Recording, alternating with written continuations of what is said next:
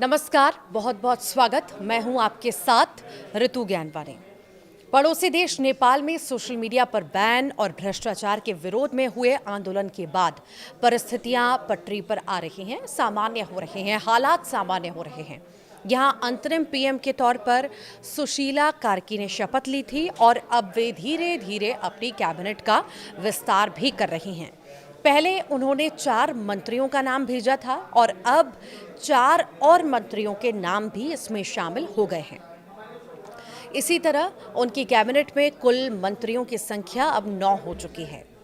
नेपाल के राष्ट्रपति रामचंद्र पौडेल ने आज शीतल निवास में अंतरिम प्रधानमंत्री सुशीला कार्की की सरकार के 4 नए मंत्रियों को पद और गोपनीयता की शपथ दिलाई। इन मंत्रियों में अनिल कुमार सिन्हा, महावीर पुन, जगदीश खरेल और मदन परियार का नाम शामिल है।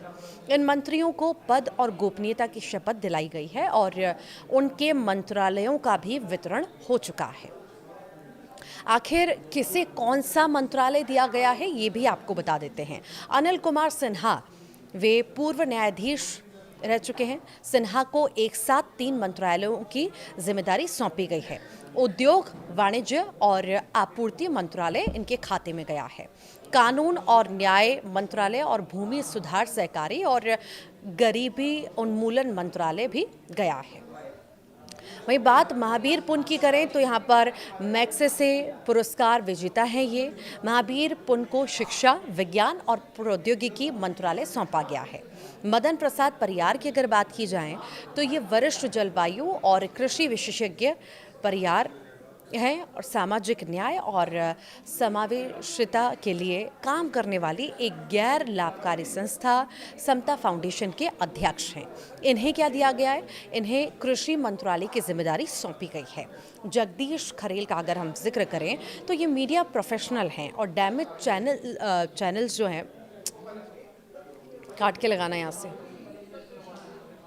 जगदीश खरेल की अगर हम बात करें तो ये मीडिया प्रोफेशनल और इमेज चैनल्स के संपादक खरेल को जो है सूचना और संचार मंत्रालय का कार्यभार दिया गया है। यानी उनके पास वही विभाग होगा जिससे नेपाल में विद्रोह की चिंगारी भड़की थी। उनके पास जिम्मेदारी काफ़ी बड़ी है क्योंकि जेनजी का सीधा कनेक्शन इसी विभाग के साथ है। आखिर चुनौतियां क्या क्या रहने वाली हैं ये आप जान लीजिए। सुशीला कार्की ने कुर्सी संभालते ही कह दिया था कि उन्हें जिन हालात में सत्ता मिली है वो बहुत ही ज़्यादा मुश्किल है। उन्हें पिछले दिनों हुए हिंसक आंदोलन की वजह से बर्बाद हो गए इंफ्रास्ट्रक्चर को ठीक कराने में समय लगेगा। इसके अलावा उन्हें उस जेनजी की उम्मीदों पर खरा उतरना होगा जिसके विद्रोह की वजह से वे कुर्सी पर बैठे हैं। नेपाल में स्थिति ये है कि वहाँ की संसद से लेकर सुप्रीम कोर्ट की इमारतें बर्बाद हो गई हैं और इससे कामकाज पर सीधा असर पड़ा है।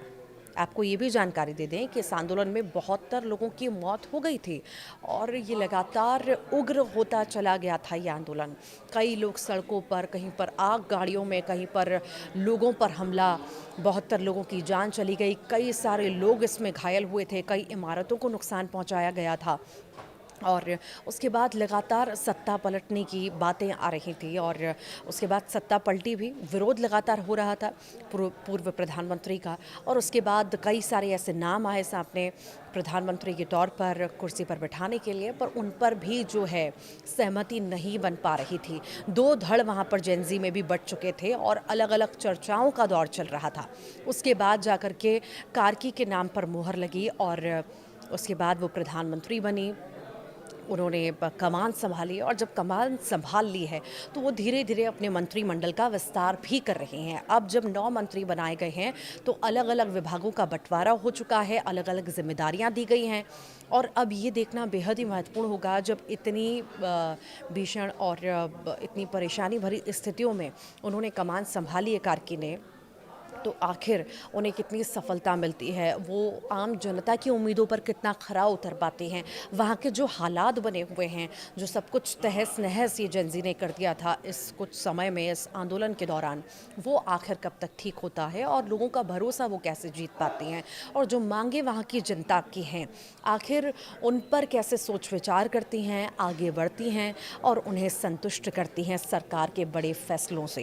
ये देखना बेहद ही महत्वपूर्ण होगा। फिलहाल यहाँ पर अब 9 मंत्री हो चुके हैं कैबिनेट में, अलग अलग जिम्मेदारियाँ दे दी गई हैं और अलग अलग जिम्मेदारियों के बाद यही उम्मीद है कि जल्द से जल्द स्थितियाँ और ज़्यादा बेहतर होंगी। हालांकि इतनी जल्दी नहीं हो सकती, पर फिर भी ये माना जा सकता है समय लगेगा। पर यही कहना है प्रधानमंत्री का कि बहुत जल्द हम इन स्थितियों को ठीक करेंगे, कोशिश हम पूरी करेंगे। हमारा यही लक्ष्य है कि हम स्थितियों को ठीक कर सकें, लोगों को अपने फैसलों से संतुष्ट कर सकें।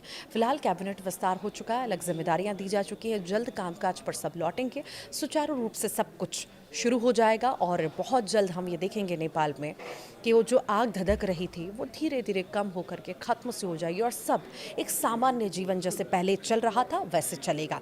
आप क्या सोचते हैं इस मंत्रिमंडल विस्तार को लेकर के, हालातों को लेकर के, आंदोलन को लेकर के? कमेंट बॉक्स में ज़रूर बताइएगा। नमस्कार।